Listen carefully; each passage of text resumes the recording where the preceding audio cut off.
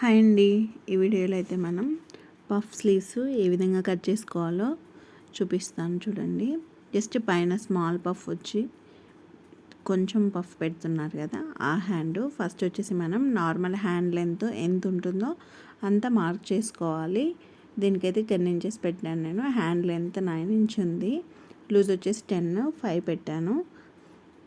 ఇది వచ్చేసి full hand కాబట్టి కింద డౌన్ కోసం 3 ఇంచెస్ దగ్గర అయితే మార్క్ చేసుకొని ఈ విధంగా లైన్ అయితే వేసుకోవాలి. ఫుల్ హ్యాండ్కి ఎప్పుడైనా కూడా మనం 3 ఇంచెస్ డౌన్ తీసుకుంటాము. ఈ విధంగా హ్యాండ్ షేప్ గీస్తూ మనం 3 ఇంచెస్ డౌన్ గీసుకున్నాం కదా, అక్కడ హ్యాండ్ షేప్ అనేది కర్వ్ కిందకి దించాలి.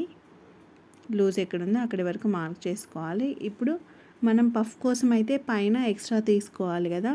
యాక్చువల్గా అయితే 3 ఇంచెస్ తీసుకుంటాము ఎక్కువ పఫ్ బాగా కనిపించాలి అనుకుంటే. దీనికి వచ్చేసి క్లాత్ లేదు కాబట్టి నేను 2 ఇంచెస్ తీసుకున్నా. ఆ 2 ఇంచెస్ దగ్గర వచ్చేసి పైన 1 ఇంచ్ అయితే పెట్టుకున్నాను. ఈ విధంగా 1 ఇంచ్ పెట్టుకుంటే మనకు పఫ్ అయితే అక్కడ నీట్గా వస్తుంది.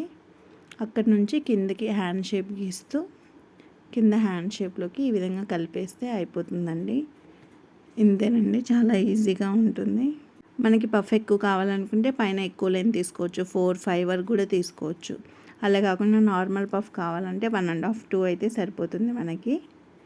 మీకు పఫ్ ఎంత కావాలో దాన్ని బట్టి పైన మెజర్ తీసుకోండి. 1, 1.5, 2 ఆ విధంగా మనకు కావాల్సినంత లెంత్ పెట్టుకోవచ్చు అంతే.